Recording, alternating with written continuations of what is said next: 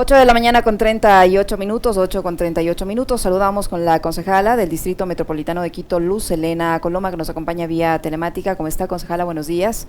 Gracias por estar en Punto Noticias de Radio Pichincha. Bienvenida. Como les decíamos, nos acompaña vía telemática. ¿Cómo avanzan estas tareas de limpieza, de asistencia, de ayuda a los damnificados por las fuertes lluvias registradas la tarde y noche del domingo pasado en el sector de Santa Clara de Común, entre Pomasqui y Calderón? Ellos ayer recibieron la visita de varias entidades, tanto municipales como de la provincia de Pichincha, y tienen una queja constante, y es que allí no se han realizado obras, o que las obras que se han realizado no están terminadas. En ese sentido, también ha reconocido el alcalde Santiago Guarderas que las canteras que antes explotaban generan este tipo de consecuencias. ¿Qué se está haciendo al momento y cuál es la evaluación que ustedes tienen? Buenos días, bienvenida.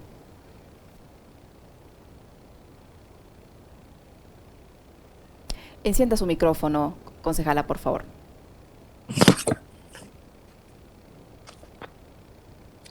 Ahí sí lo escuchamos. Buenos días. Muchísimas gracias por la invitación. Estaba diciendo buenos días, Alexis, también.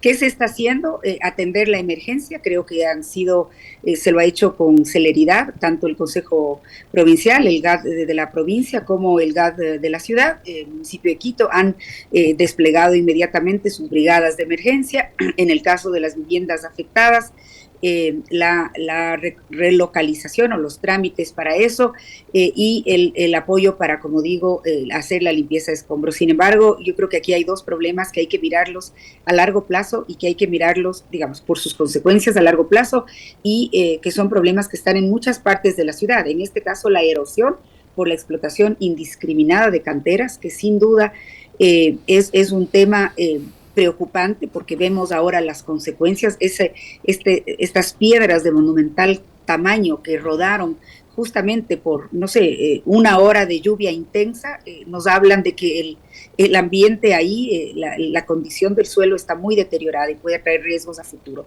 Y en el caso de las quebradas de Quito también, el momento en que tenemos un clima que sobrepasa lo normal y que con el cambio climático parece que va a ser una constante, sobrepasa los parámetros normales de precipitación, empezamos a tener problemas. Y a eso se añade, creo yo, una falta de conciencia ciudadana de que las quebradas no son basureros, de que la tierra tiene que ser de alguna manera reforestada y mantenida para no tener problemas de inseguridad, que también son de inseguridad en el futuro. Entonces, me parece que son más bien alertas de lo que puede pasar justamente para tomar medidas preventivas. No sé a qué se refieren cuando dicen no se ha hecho nada en cuanto a las obras inconclusas, pero ese también es otro problema.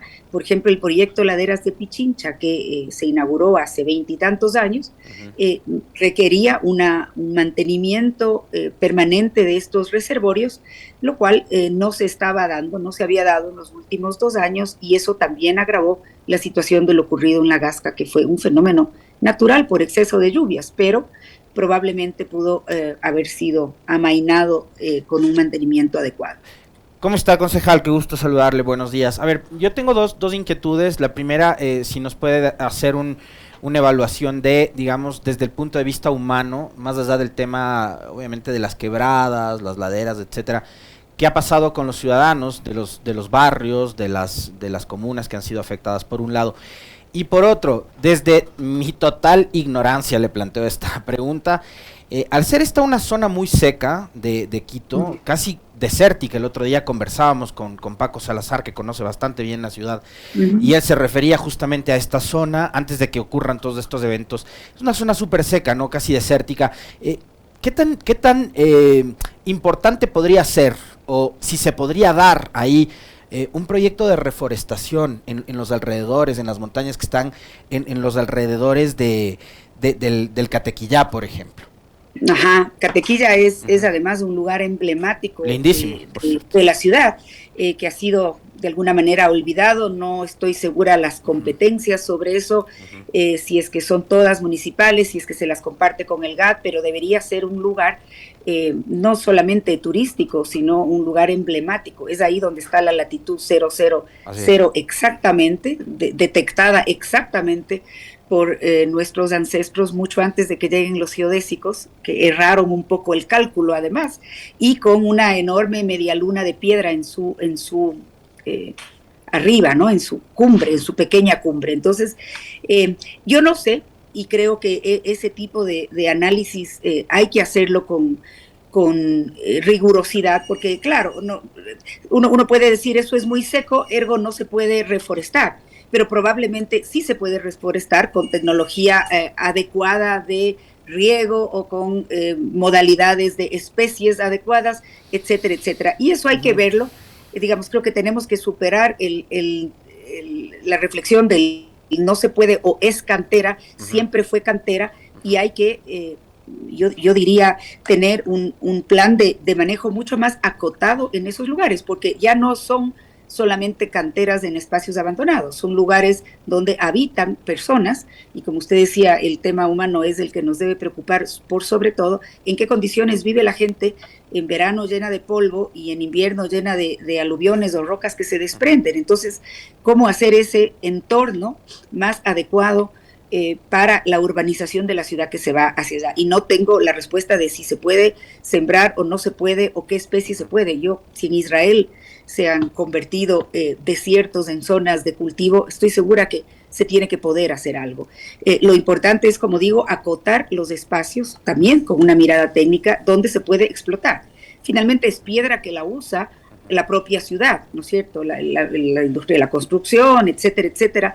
Tienen que haber en algún lugar de la ciudad o del distrito espacios designados y con cierres también técnicos donde se pueda explotar la piedra, donde podamos tener canteras. No puede ser indiscriminado ni irregular, y creo que ese es el principal problema en ese sector. Yo le preguntaba del drama humano, es decir, ¿cuántas personas, cuántas familias se vieron afectadas? No sé si hubo heridos, ¿qué es lo que pasó después de lo ocurrido el Sí, domingo? gracias a Dios no hubo, o sea, hubo, me parece que 3 viviendas afectadas, no hubo vidas que lamentar, pérdidas materiales.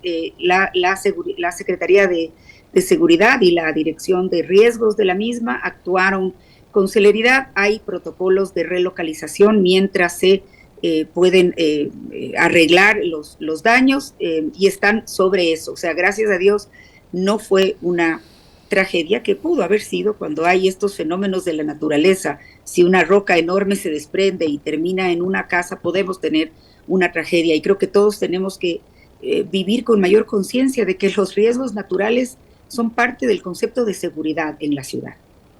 Concejala, ¿y se ha planificado, no sé si el alcalde ha anunciado tal vez una revisión al sistema de alcantarillado en esta zona? Porque de acuerdo a los moradores, cada vez que hay un fuerte aguacero esto colapsa y viven en la zozobra de que esto pueda volver a ocurrir con la siguiente lluvia. Entiendo que hay esa disposición precisa. Hay sistemas de alcantarillado en la ciudad que son absolutamente obsoletos, y esas revisiones no debería pasar en verano, ¿no? Deberíamos estar preocupados del plan fuego, que debería estar obviamente con las prevenciones necesarias para los posibles incendios. Lamentablemente han habido estas lluvias excesivas y fuera de tiempo, pero sí, más aún cuando el invierno llega, el sistema de alcantarillado de la ciudad es bien vulnerable. Vimos también en el sur cómo ese aguacero de hora y media ayer con granizo de pronto colapsa algunos sectores y los inunda, sí. En el caso de lo que sucedió en La Gasca, concejala, el evento de finales de enero pasado, el aluvión, bueno, vivimos una tragedia muy triste, nos quitó vidas de hermanos quiteños, de hermanas quiteñas que habitaban en este lugar, pero ¿qué se ha hecho después? O sea, en el post, ¿qué es lo que ha ido haciendo y trabajando el municipio junto a la comuna, más allá de, digamos, el arreglo básico de aceras, de infraestructura y demás? ¿Qué es lo que se ha hecho con la comunidad para tratar de recuperar un poco la normalidad después de la tragedia? Por un lado, la ayuda humanitaria de la cual se rindió cuentas por parte del municipio hace 2 días, que significa $8 millones invertidos ahí en varios frentes. Estoy segura que eso siempre va a ser insuficiente y que habrán personas que sienten que la ayuda no llegó como debió haber llegado, y creo que eso es lo que hay que monitorear, porque también alrededor de eso ha habido casos de personas que no habitan ahí, que quieren hacer una plataforma política, que hacen reclamos, a veces justos, a veces no, pero es verdad que, sobre todo en el ámbito médico, personas que requieren un seguimiento de atención médica y no lo han recibido. Ayer mismo conocí el caso de un joven, su madre se me acercó, estoy justamente en la gestión para que este joven pueda ser atendido en su rotura de meñiscos producto del tema, que no ha tenido la atención debida. Son secuelas y consecuencias. Por un lado, digamos, está esa ayuda material, física, esa intervención en los espacios. Creo que es muy importante dejar claro que el terreno donde estaba la cancha, que era de un propietario privado, que fue expropiado hace varios años por el municipio, y esa expropiación no se concretó, y era un terreno donde se venían almacenando montones de tierra y materiales de construcción, que fue uno de los que causó un daño importante más allá del aluvión como tal que vino de más arriba, en los moradores. Eso está previsto ahí hacer una cancha como un legado de este año bicentenario, en lugar de un monumento o una obra, digamos, que embellezca o que sea, digamos, no funcional a los habitantes. Lo que se pensó y lo que está planificado es reconvertir ese espacio en un espacio de uso de las personas, recreativo, deportivo, con árboles, y eso está pendiente aún porque hay este conflicto de tenencia de la tierra. Ahí hay un pendiente que creo que hay que, y en el cual yo personalmente he venido insistiendo. En el tema de la comuna y digamos del hecho de habitar junto a las quebradas y a los reservorios de contención, a mí me parece que el plan de laderas de Pichincha, que tuvo en su momento incluso una comisaría de laderas de Pichincha, que tuvo planes de manejo, de educación, de detección de riesgos, de alertas tempranas de la propia comunidad que habita alrededor, y por supuesto de un control riguroso de deforestación y crecimiento y expansión de los barrios, porque esa parte a veces no la queremos ver porque hay un componente social ahí y nos hacemos los ciegos ante talas y crecimiento de la expansión urbana en esos espacios, que también causan problemas luego. Entonces, ese modelo de gestión de laderas yo creo que tiene que ser retomado. Se lo había abandonado. Esos reservorios no habían tenido en los últimos 2 años mantenimiento.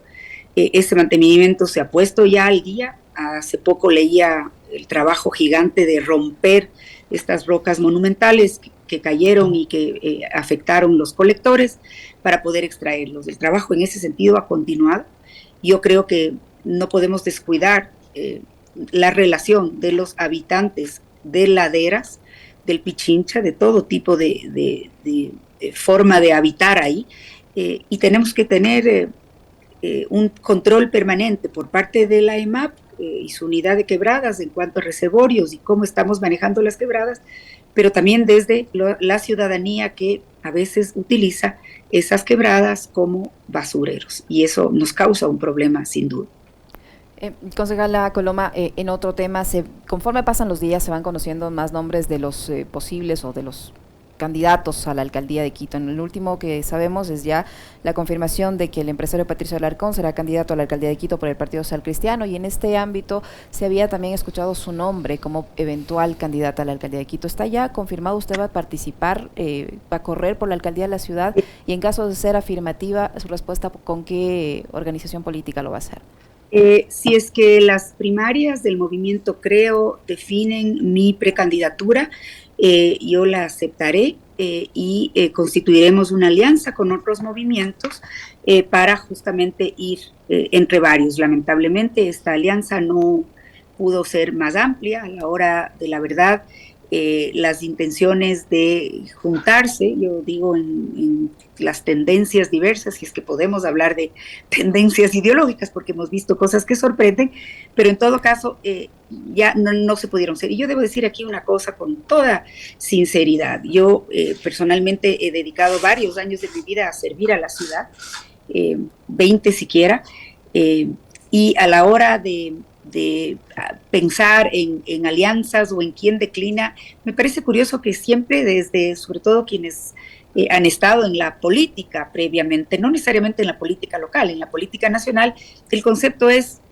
quítate tú, no sé si porque eres mujer, no sé si porque los políticos que han estado en la política nacional tienen más conocimiento o son más importantes, no lo sé. Yo personalmente creo que en este momento, después de mi paso por la concejalía, la gerencia de una empresa pública, tengo bastante entendimiento de la dinámica de la ciudad y lo único que me interesa es servir a Quito. No es para mí un trampolín ni un espacio para optar por otros espacios políticos. La alcaldía es un espacio de servicio a otro nivel del que he venido sirviendo, con más responsabilidad y sobre todo con control del ámbito ejecutivo y administrativo, que creo que es el que tiene que tener en el municipio una dinámica mucho más intensa. Entonces, estoy a la espera de si se confirman esas primarias, entiendo que hasta mañana se pueden confirmar, yo estaré presta a servir y luego, obviamente, inscribir una alianza que ojalá sea lo más amplia posible y eventualmente, cuando sea la fecha, inscribir las candidaturas, que es el momento en el que realmente todo está definido. ¿Quién finalmente se inscribe? Este es su tercer periodo como concejal, ¿no? Si no me equivoco. Así es, Alex. Este es el tercer periodo. Fui concejal de años cuando Paco Moncayo fue alcalde, hace 10 aproximadamente. Antes de eso fui funcionaria 1 año y medio. Con Roque Sevilla en la Dirección de Relaciones Internacionales cuando erupcionó el Pichincha y enfrentamos esa emergencia. Y fui por el movimiento Creo de concejal en las últimas elecciones en las que salió el doctor Yunda electo. ¿Quién más estaría terciando en Creo con Luz Helena Coloma en estas primarias? ¿Hay algún otro precandidato? ¿Quién estaría interesado también en dar esa pelea? Con toda sinceridad, no lo sé. Alexis, no soy afiliada y por eso mismo, por delicadeza, no hablo de que soy en este momento la persona designada, ya que no se ha dado el proceso de democracia interna. Eduardo del Pozo es el actual director provincial de Creo, si no me equivoco también, ¿no? Compañero concejal, sí, él es el director. Y Eduardo del Pozo, que no podría optar para una reelección en la concejalía porque se lo impide la enmienda constitucional. Correcto. Aprobada en consulta popular en 2018, él podría optar o para alcaldía o para prefectura. ¿Y están en conversaciones sobre eso o no? No, yo no lidero esas conversaciones porque, como digo, no estoy en la directiva ni soy afiliada, entonces es otra la instancia en donde se tiene que conversar de eso. Yo soy una persona que está considerada para seguir sirviendo y si es que así lo deciden, estaré. ¿Por qué, concejala Coloma, por qué llegar ahora a la alcaldía de Quito? Usted dice que ya ha venido sirviendo a la ciudad en los diferentes cargos que ha tenido y también a través de la representación en la concejalía de Quito, pero ¿por qué ahora a la alcaldía? ¿Qué le motiva ahora a usted buscar eventualmente este cargo, por un lado, y por qué cree que no se pudo llegar a una alianza más amplia, a una alianza que aglutine a otras organizaciones de la misma tendencia? Yo creo que por el hecho de ser yo una candidata que está que correría por el movimiento Creo y otros, pero sobre todo por Creo, hay quienes ahí veían un hecho negativo, no querían probablemente relacionarse con el partido de gobierno. Alguno de los candidatos me dijo eso. Por otra parte, creo que la legítima ambición personal de decir yo soy quien conoce, yo ya tengo un plan, yo ya lo hice, yo voy a llegar y luego tengo otro plan para ir a las presidenciales, es decir, quienes ven en este paso como un escalón más en una carrera política que por lo demás es legítima. Y Básicamente eso, yo diría la convicción de que otras personas que podrían ser parte de la alianza consideran que son ellos los que tienen que estar al frente y bueno, y eso es respetable, no voy a hacer un juicio personal en ese sentido. En mi caso, yo justamente hago la reflexión el servicio que yo le he dado a la ciudad, el conocimiento que he adquirido a través de esos años de servicio, la problemática que en algún momento, en algunos temas, estuvo bastante más resuelta que en este momento, cuánto hemos retrocedido en algunos temas, y yo diría los hechos traumáticos que ha tenido que vivir la ciudad en los últimos 3 años, es decir, la alcaldía de quien fue removido, me parece a mí que refleja una forma de hacer política que no necesariamente se compromete con la solución de las grandes causas, probablemente sumada al desconocimiento del espacio al cual va a servir. Hay otras motivaciones, algunas de esas vemos que están en análisis de la justicia, ¿no es cierto?, contratos que se otorgan a personas vinculadas de manera irregular, hemos visto lo que ha pasado en LEMAP, etcétera, etcétera. Yo creo, y eso a mí me ha hecho decir, mi compromiso tiene que ser por esta ciudad solamente, y creo que tengo ahí algo que dar al respecto, sobre todo porque he visto muy de cerca el costo que tiene para la ciudad el llegar sin entender la dinámica municipal, el llegar sin tener una experiencia ni conocer de la temática, el llegar más o menos por accidente o por buena suerte, y resulta que la ciudad no se la gestiona solamente desde el ser simpático o el contar buenos cachos o el relacionarse bien con la gente. La ciudad se la gestiona con proyectos, con mucha gestión, con conocimiento, con la posibilidad de conversar y obviamente llegar a acuerdos. La gestión y la ciudad no se resuelven desde el antagonismo, se resuelven desde el diálogo maduro, desde el diálogo por causas, y lo que están esperando los ciudadanos es que se mejoren algunas de las condiciones que en este momento están en muy mal estado. Y creo yo, habiendo mejorado en algunos ámbitos, por ejemplo, la empresa de agua potable mismo, creo que es un ejemplo de unos 2 primeros años nefastos, con 3 gerentes, con contratos irregulares, con etcétera, etcétera, y una gestión bastante más profesional en el último año. Vea usted que la elección presidencial ganó a alguien que en la campaña decía ya que chucha. Le quiero preguntar esto porque usted decía hace un momento, concejala, que hubo gente que dentro de estas alianzas o de estas conversaciones le hacía el feo al partido de gobierno. Usted no le hace el feo, creo, por, digamos, la mala imagen que tiene actualmente el presidente, más o menos 25% de aceptación de credibilidad, y lo que eso podría implicar en una contienda electoral aquí en Quito y Pichincha. Yo no soy una candidata o una candidatura que se define unilateralmente. Yo soy ahora una concejala que llegó por la alianza Creo Ahora, y no voy a decir me voy a cambiar a otro nombre o voy a buscar otro partido para hacerme la que no llegué por eso. O sea, creo que la gente no es tonta, a la gente no se lo engaña. Yo llegué por esa tienda política, pero creo que mi tarea principal, y la he demostrado, ha sido la de escuchar, aprender y gestionar. Y hay unas líneas rojas que yo jamás voy a cruzar, y cuando hay corrupción o presunta corrupción, yo la denuncio, y eso es lo que he hecho en el municipio de Quito en mi tarea fiscalizadora. Creo que he demostrado que yo soy alguien que sirvo a Quito, lo he hecho 20 y tantos años, y de manera honesta y transparente, y eso es lo que voy a seguir haciendo. No creo que el espacio del municipio sea un espacio de la política o para la política. No creo que estoy ni siquiera pensando en los problemas de la política. Estoy tratando de resolver y estoy pensando en los problemas de los quiteños y de las quiteñas, que son suficientemente importantes para solamente hablar de candidaturas y de intereses personales, sino dialogar, sentarse a una mesa y con sinceridad encontrar las soluciones a los grandes problemas, ¿no es cierto? Es muy fácil en campaña y oiremos muchísimos diagnósticos que los venimos escuchando siempre, pero necesitamos gestión. Si queremos una mejor gestión de residuos, hay que tener un proyecto y una mirada diferente de lo que se ha venido haciendo, ¿no es cierto? En la que podamos tener de verdad un manejo de residuos sólidos como sucede en otras partes del mundo. No tiene la ciudad montos gigantes para invertir. El metro es un costo enorme para la ciudad, enorme. Tenemos que pagar 40 millones de dólares para operarlo anuales, tenemos que pagar una deuda de aproximadamente 40, 50 anuales, tenemos que pagar el subsidio que significa el pasaje también, 150 millones de dólares anuales se nos lleva el metro.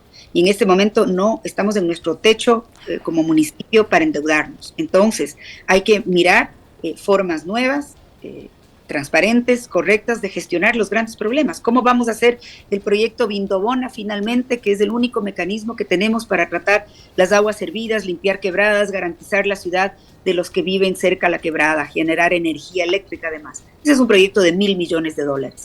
Entonces, eso solamente se podrá hacer con inversión privada. ¿Bajo qué modalidad?